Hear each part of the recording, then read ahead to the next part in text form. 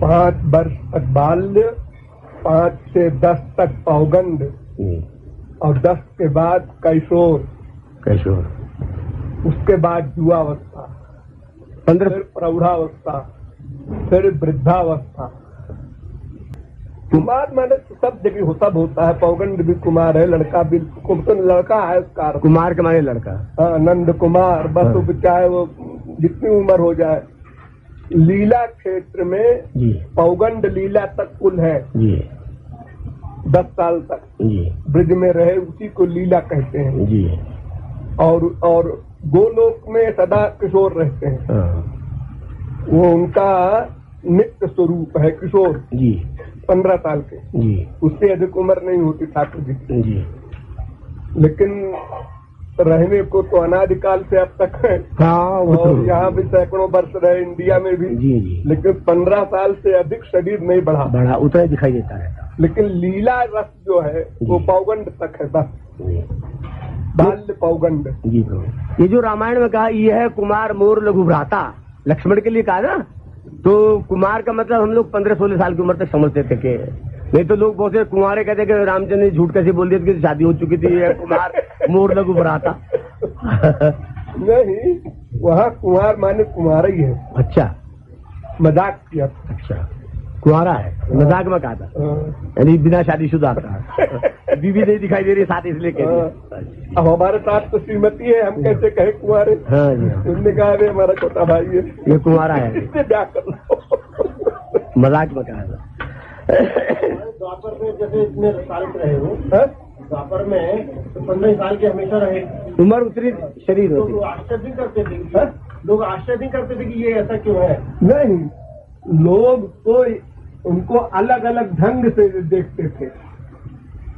देखने वाले जो है तो मल्लानाम निर्नृणाम नरवरा स्त्रीणाम स्मरो मूर्तिमान गोपानाम स्वजनो सताम क्षितिभुजाम शास्ता सुपित्रो शिशु मृत्युर्भोज पतेर विराट विदुषाम तत्वम परम योगिनाम विष्णुनाम परदेवते विदितो रंगंगता साग्रजा। जैसे रामायण में है ना, विदुषण प्रभु विराट में दिशा, किसी ने कैसा देखा, किसी ने कैसा देखा राम को। तो वो देखने वालों की तो अपनी दृष्टि के अनुसार ब्रह्म दिखाई पड़ता है। जिस क्लास के हम हैं, जैसी हमारी बुद्धि है, अंतःकरण की जो अवस्था है, उसके अनुसार दिखाई पड़ते हैं। यहाँ तक कि हजारों भुजा, हजारों मुख दिखाई पड़ते हैं कुछ लोगों को, और कुछ लोगों को बूढ़े, कुछ लोगों को जुआ, कुछ लोगों को बच्चे, सबको अलग अलग ढंग से दिखाई पड़ते हैं। उस दिव्य चिन्मय देह में यही वैलक्षण्य है। और एक दूसरे से लड़ते हैं। वो कहता है ऐसा शरीर है, देखो, दूसरा कहता है अंधा है, ऐसा नहीं है, ऐसा है जी। ये तो ब्रजवासी लोग सब महापुरुष थे, ये तो एक के तरह से देखते थे। और 10 वर्ष तो वहां रहे, उसके बाद मथुरा चले गए, वहां से द्वारका चले गए।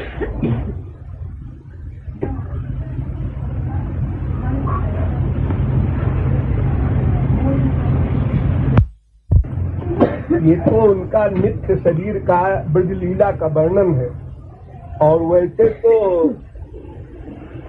वृद्ध बन जाए कुछ नहीं, वेद में है त्वम स्त्री त्वम पुमान् त्वम कुमार उतवा कुमारी त्वम जीर्णो दंडेन वंचत, वेद मंत्र है।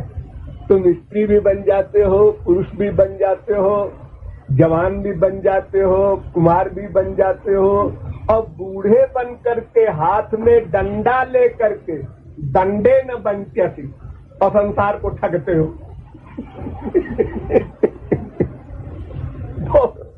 उनके ऊपर किसका शासन है ऐसा करे। अरे जब सिद्ध महापुरुष सब प्रकार के नाटक कर सकता है, योगी लोग कर सकते हैं, तो भगवान के लिए कहा की आवश्यकता हुई वैसा कर दिया। कहीं वृद्ध बन के जाते हैं, कहीं भिखारी बन के जाते हैं, कहीं कुछ बन के जाते हैं भक्तों के पास, सब तरह का लीला की है उन्होंने। लेकिन जब तक अधिकारी न हो जीव, तब तक उनके शरीर का कोई रस नहीं मिल सकता उसको। जिस क्लास का होगा उसी क्लास का रस मिलेगा। थोड़ा अंतःकरण शुद्ध है तो थोड़ी विशेषता मालूम पड़ेगी उनके शरीर में, और अंतःकरण शुद्ध है तो और अधिक विशेषता मालूम पड़ेगी। तो सबसे अधिक वास्तविक विशेषता किशोरी जी को मालूम पड़ती है, उससे नीचे फिर 90% ललिता विशाखा को, फिर उससे नीचे सखाओं को, उससे नीचे दासों को। तो अलग अलग क्लास के अनुसार रस मिलता है भगवान के शरीर से। उनका शरीर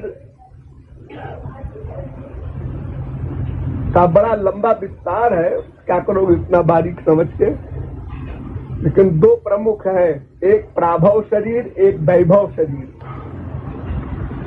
और प्राभव में भी दो है, एक प्राभव प्रकाश, जिसमें शरीर भी चेंज न हो और कोई श्रृंगार भी चेंज न हो, कलर भी चेंज न हो, तो प्राभव देह है। और प्राभव प्रकाश उसे कहते हैं कि एक ही रूप, रंग, श्रृंगार सबसे युक्त लाखों करोड़ शरीर बना ले। जैसे महाराष्ट्र में और शादी में अपने 16,000 रूप धारण करके द्वारिका में 2 जगह प्राभव देह प्रकाश किया है ठाकुर जी ने खास तौर से। और वैभव प्रकाश जो है उसमें शरीर का रंग चेंज हो जाता है और शक्तियां सब वही रहेंगी। शरीर का रंग बदल लेते हैं, श्रृंगार बदल लेते हैं, हथियार बदल लेते हैं, उसको कहते हैं वैभव प्रकाश। और बाकी श्री कृष्ण में जो है सब उसमें भी रहेगा, वो है बलराम। सभी का रंग बदल लिया, हलधर हो गए मुरलीधर की जगह। ये वैभव प्रकाश है। वैभव प्रकाश और प्राभव प्रकाश का जो शक्ति संतुलन है वो एक सा रहता है, लेकिन रंग और श्रृंगार ये सब बदल जाता है।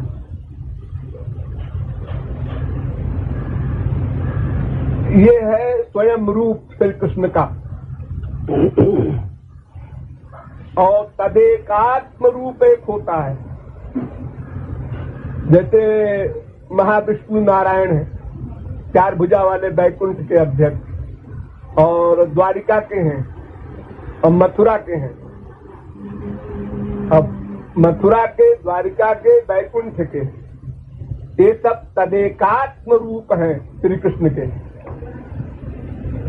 और एक होता है आवेश रूप, जैसे बुद्ध भगवान थे, तो बुद्ध का शरीर तो मनुष्य का था, लेकिन उसमें भगवान का आवेश हुआ था पूरे टाइम। इसलिए शक्तियों के साथ, ऐश्वर्य शक्ति के साथ कल की अवतार आगे होगा, उसमें भी आवेश होगा, शरीर साधारण होगा मनुष्य का। और बाकी अवतार जो है वो शरीर भी अलौकिक और भगवान भी अलौकिक। ये 3 प्रकार के स्वरूप होते हैं, स्वयं रूप में प्राभव और प्राभव प्रकाश और वैभव, और तदेकात्म रूप में सब है, सारे अवतार। और नारायण, द्वारिकाधीश, मथुराधीश, ये सब है उसमें। तो भगवान के स्वरूप में कोई गिनती नहीं है और न कोई प्रतिबंध है, वो जिस तरह का जब चाहे तब बन जाए महापुरुष चैतन्य। लेकिन किसी भी रूप में उस रूप का पूरा लाभ मिलेगा पूरे अधिकारी को। असली पॉइंट ये है, वो लाख आए खड़े हो जाए, आके चिपट जाए हमसे, लेकिन हमको फीलिंग जो होगी रस की वो हमारी लिमिट के अनुसार होगी ये न्याय है उनका। अब वो कहते हैं भाई एक महापुरुष इतनी मेहनत करके हजारों जन्म और महापुरुष बना, वो मेरा दर्शन कर रहा है, और एक घोर मक्कार कर रहा है, दोनों को बराबर रस कैसे देंगे तो जाती रही भावना जैसी।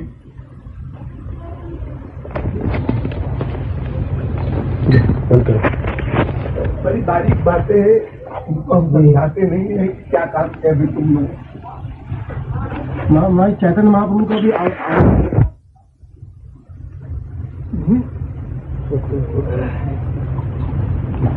अवतार दो ही है बस, जो 25 अवतार खास हैं उनमें ये दो हैं। और वैसे तो सभी महापुरुषों में भगवान का आवेश होता ही है, लेकिन सृष्टि के ऐश्वर्य वगैरह कार्य के लिए तो दो अवतार उन्होंने शरीर ही छोड़ दिया था। बुद्ध ने भी और कल्कि भी छोड़ देंगे। तो में भी कोई कायदा नहीं है, महापुरुष भी चाहे तो शरीर छोड़े चाहे न छोड़े, भगवान को तो छोड़ दो। तो भगवान का भी एक अवतार ऐसा है, शरीर छोड़ दिया, विधवा बता। अरे खेल करना है जैसे पिक्चर में होता है,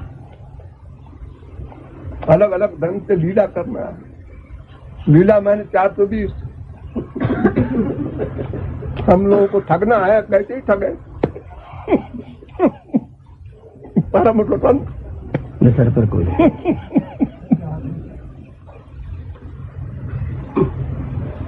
हिस्ट्री में एक नारद जी हुए हैं, जिन्होंने चैलेंज किया है, तो बेचारे बंदर हो गए।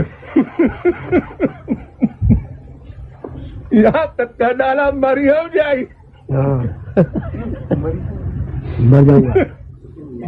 अरे सांप की तो कोई बात नहीं है, सांप तो भगवान को देव चाहे संतों को देव, आपस में संत लोग भी दे लेते हैं सांप।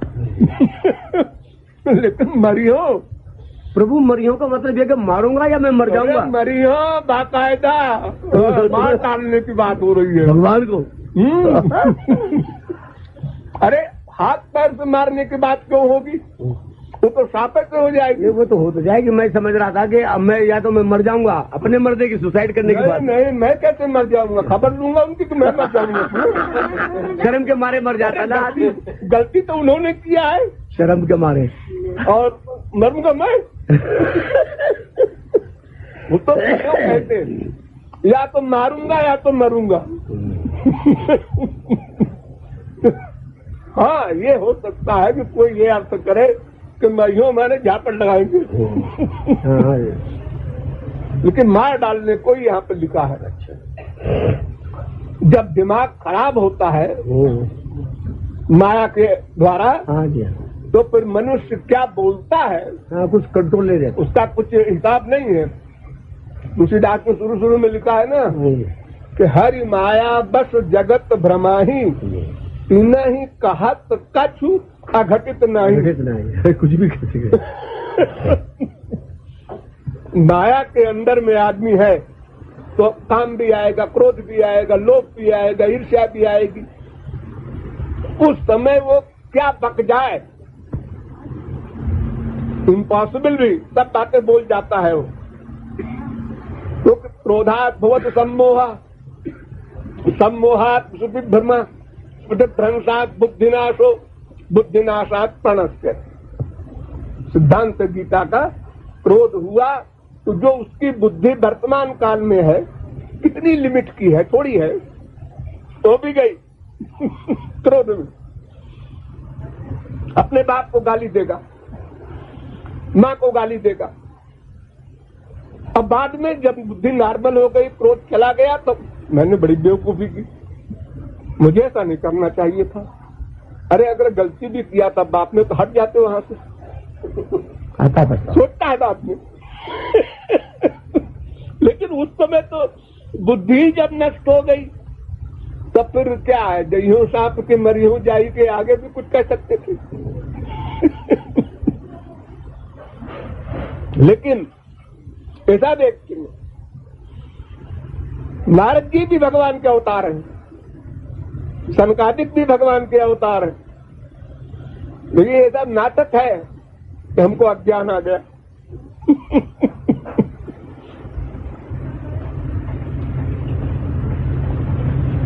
जैसे परशुराम राम का नाटक रामायण में है, दोनों अवतार है। अब कोई अवतार ऐसा नहीं है जो मायाबद्ध हो जाए। अरे महापुरुष एक बार भगवत प्राप्ति के बाद कभी मायाबद्ध नहीं हो सकता, इम्पॉसिबल। तो फिर भगवान का सवाल ही नहीं हो, तो भगवान का अवतार है। लेकिन जीव कल्याण के लिए सब प्रकार की एक्टिंग करते हैं। ऐसे ऐसे प्रश्न करेंगे भगवान भगवान से, महापुरुष महापुरुष से, महापुरुष भगवान से, कि पढ़ने वाला समझे कि अज्ञान है इसमें। राम कौन? है? वो पूछा था ना उन्होंने, भरद्वाज ने पूछा था रामायण शुरू करवाने के लिए कि बताओ तो राम ये दशरथ के लड़े यार कोई और? अरे पग पग पर है भरद्वाज के यहाँ। वाल्मीकि ने पूछा हमें कोई ठहरने की जगह बता दो। उन्होंने कहा इनको अब करारा जवाब देना चाहिए। उन्होंने कहा अच्छा तो ठीक है, आप यहाँ न हो तो बता दो, वो जगह बता दीजिए, तो हम बता दे कि जाकर ठहर जाओ। पार्वती जी ने भी नाटक नहीं किया था। हाँ? पार्वती जी ने जो प्रश्न किए थे, पार्वती जी ने हाँ? प्रश्न किए थे ना कि ये कैसे राम छोड़ रहे हैं पत्नी के लिए, तो वो भी नाटक ही था। सब नाटक। अरे पार्वती और भगवान राम और कृष्ण सब एक है, भगवान के स्वरूप है सभी। ऐसा होता है कि जैसे एक आदमी है, मान लो बहुत बड़ा विद्वान है, एक छोटे बच्चे से बात कर रहा है, अपनी बीवी से बात कर रहा है, अपने नौकरों से बात कर रहा है, अपने दोस्तों से बात कर रहा है, अपनी माँ से बात कर रहा है, तो अलग अलग ढंग से उसकी योग्यता प्रकट हो रही है। और जब असली योग्यता की बात करेगा तो वो रूप अलग होगा। तो वैसे ही सृष्टि में जब जैसी आवश्यकता पड़ती है उतनी शक्तियों को प्रकट करते हैं भगवान के अवतार।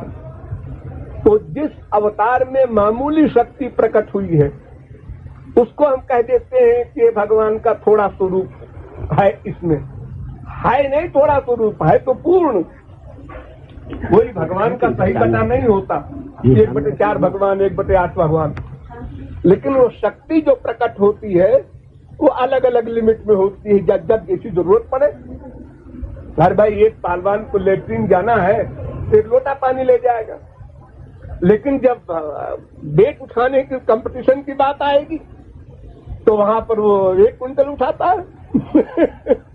तो ऐसे ही ये अवतारों का चक्कर है।